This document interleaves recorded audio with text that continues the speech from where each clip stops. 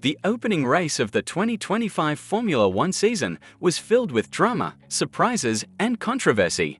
However, one of the biggest talking points was the disastrous debut of Liam Lawson in a Red Bull car. As a team that demands results, Red Bull does not take kindly to underperformance, with fresh statements from Helmut Marko regarding the 2026 driver lineup and Yuki Tsunoda making a strong case for himself. Could we see a mid-season shakeup similar to 2019? And more importantly, is it too soon to question Lawson's future in the team? Liam Lawson's first race in a full-time Red Bull seat could not have gone worse. While the team expected a transition period, what they didn't expect was their second driver struggling to keep up with the midfield, let alone challenge at the front. Red Bull demands consistency, and when a driver is fighting to stay ahead of Haas cars rather than supporting Max Verstappen in the title fight, it raises serious concerns. Lawson's struggles became clear from the moment he hit the track. His weekend was riddled with mistakes, but the worst came when he gambled on staying out on slick tires during worsening conditions. This strategy backfired as he lost control at turn 1, spinning off the track. Prior to that, he had another off-track excursion but managed to keep the car from hitting the barriers. Unfortunately, with both racing bulls qualifying ahead of him and Yuki Tsunoda having a solid race before late race chaos worked against him, Lawson's poor performance will not be easily overlooked. Red Bull did not promote Lawson just to see him struggle. He was expected to be a solid point scorer and a reliable number 2 driver, especially in unpredictable conditions. Comparisons have already been drawn between Lawson and Andrea Kimi Antonelli, who, despite starting from the pit lane, managed to deliver a respectable performance in his Mercedes. Given that this was Lawson's 12th Formula One race, expectations were understandably high.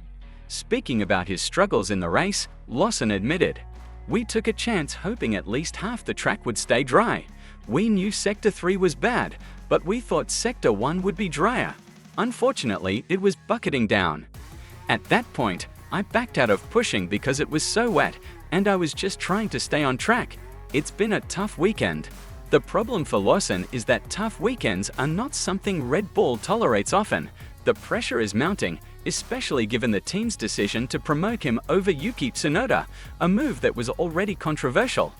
Red Bull's decision to promote Lawson over Tsunoda has raised eyebrows, and now, after one race, the scrutiny has intensified. Tsunoda had a strong showing in Australia, qualifying P5 and battling Ferraris and Williams cars for much of the race. While he eventually fell outside the points due to late race chaos, his raw pace was impressive.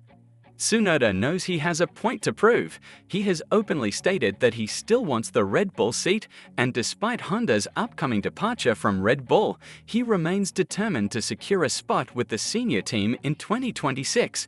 When asked about the promotion decision, Tsunoda didn't hold back. "I still want that Red Bull seat at some point. The decision they made was up to them, not me. I had calls from Helmut, Christian, and Laurent before the announcement. I get it. I just have to keep doing what I'm doing." What's more shocking is Tsunoda's belief that Lawson's promotion was not based on performance, but rather politics. He stated, "From what I heard, it wasn't about performance, it was more of a political decision. I don't know if that is true, but I was told performance wasn't the main factor." If Tsunoda is correct, then Red Bull's decision-making process may come under fire in the near future. And if Lawson continues to struggle, Red Bull may be forced to reconsider their lineup sooner rather than later. Red Bull has a history of mid-season driver swaps, most notably in 2019 when Pierre Gasly was demoted back to Toro Rosso after a disastrous first half of the season. The tipping point was the Hungarian Grand Prix, where Gasly was lapped by Verstappen. In Australia, Lawson was also lapped by the race leaders, including his own teammate. While it's only the first race, this is a worst-case scenario for him. Red Bull is known for being ruthless with underperforming drivers, and if things don't improve quickly, the conversations about Lawson's replacement will only grow louder. Even McLaren CEO Zak Brown chimed in, questioning Red Bull's driver choices. "I think it's going to be an exciting year. Yuki did a great job. If you look at his performance, he's probably the guy that should be in that Red Bull seat, but they seem to make some strange choices." Liam Lawson's disastrous debut with Red Bull has put him in a tough spot. The team is known for its cutthroat decisions, and with Tsunoda performing well and making his case for a promotion, Lawson must step up his game immediately. While it's too early to call for drastic changes, Red Bull's history suggests that patience is not their strong suit. If Lawson cannot close the gap to Verstappen and deliver consistent points finishes, his time in the seat may be shorter than expected. The Formula One season is just getting started, but the drama is already in full swing. Keep an eye on Red Bull's situation, as things could change rapidly. Don't forget to like, subscribe, and hit the notification bell so you never miss an update. See you in the next video.